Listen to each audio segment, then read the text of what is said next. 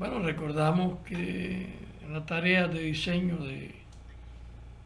del remolque, que era una tarea propia de los métodos, o sea, que se soluciona por los métodos del análisis matemático, tal y como fue estudiado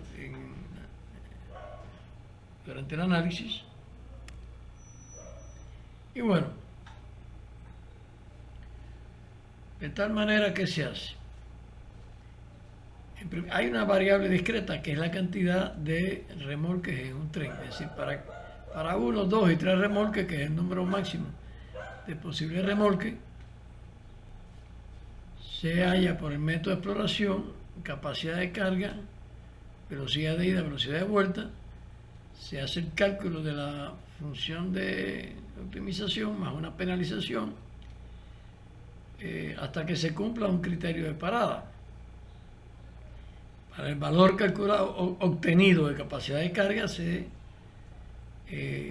calculan las dimensiones de los remolques por las funciones de aproximación de estas dimensiones como función de la capacidad de carga previamente elaborado. En la bibliografía recomendada pues aparece un trabajo donde se estudia a nivel de detalle esta tarea para que el cursista interesado pueda profundizar en ella. Pasamos ahora al estudio de la conciliación de los regímenes térmico y de deformación de palanquillas en talleres de laminación de perfiles ligeros. Al horno entran, mediante los mecanismos correspondientes, palanquillas con cierta distribución de temperatura, como caso particular puede ser temperatura en medio ambiente. En el horno se calientan hasta cierta temperatura T mediante un determinado régimen de calentamiento. Y con la temperatura de salida o con la distribución de temperatura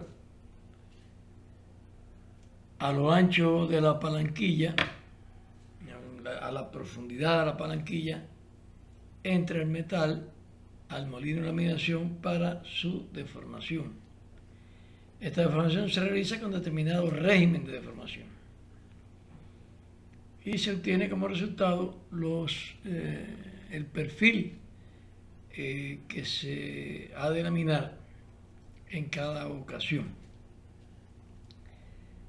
De tal manera, como variable de coordinación, vamos a tener el perfil que se va a fabricar, la marca de acero de la palanquilla que se introduce al horno y la productividad con la que desea el sistema del nivel superior que se conduzca el proceso.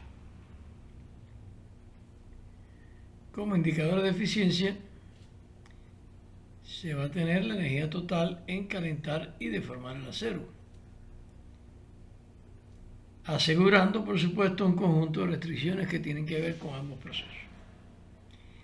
Y la variable de decisión, en este caso serían temperaturas por zona del horno y elongación por los diferentes pases del molino de laminación.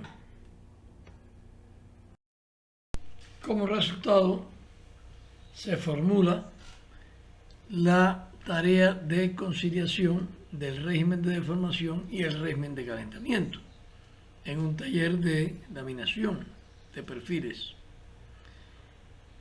en la que se plantea como objetivo la minimización de la energía total en el horno y en el molino de laminación, es decir, en calentar y en deformar 1 tonelada de palanquilla, asegurando que la diferencia de temperatura entre superficie y centro sea menor o igual a la establecida y que además no superar la temperatura de la superficie. Ocurre que esto se utiliza en solucionar el problema algunos de los métodos de la programación no lineal, lo cual se podrá ver en el área, en la parte correspondiente o en el tema correspondiente del curso. Pero bien, según vemos, a partir de aquel análisis, pues queda formulada una tarea de optimización mediante una estructura disperso-conciliada. En la lámina se muestra el procedimiento de cálculo empleado para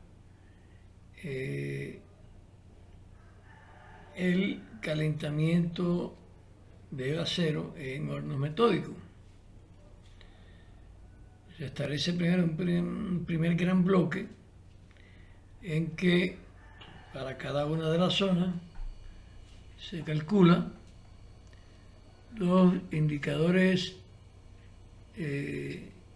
iniciales, tales como la emisividad de los gases, en particular del CO2, del vapor de agua, grado de negrura y otros parámetros iniciales para la realización del cálculo. Posteriormente se estiman los indicadores termofísicos que son dependientes de la temperatura, en particular la termodifusividad, el coeficiente de intercambio con el medio, alfa,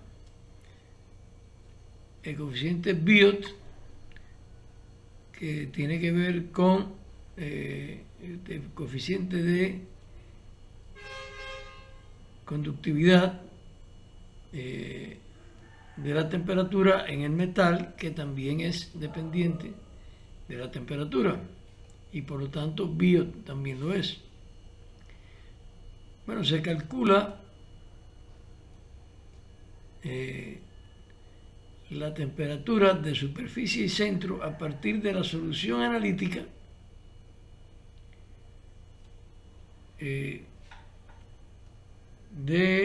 proceso de conducción de calor en una lámina infinita. Es decir, la palanquilla se considera solamente su distribución de temperatura a profundidad, es decir, por todo su grosor. Una vez calculadas las temperaturas, se rectifica las estimaciones inicialmente realizadas de estas temperaturas, tanto de superficie como de centro, y se repite el procedimiento de cálculo hasta tanto se logre una precisión preestablecida. Esto se va a hacer zona por zona del horno y como salida se obtiene el balance térmico del metal, que constituye de por sí un procedimiento complejo de cálculo y no lo ponemos en detalle. Pero de este balance energético se determina el consumo energético en forma de cantidad de combustible por tonelada producida, o bueno, en energía por tonelada producida, que de un parámetro se pasa el cálculo del otro.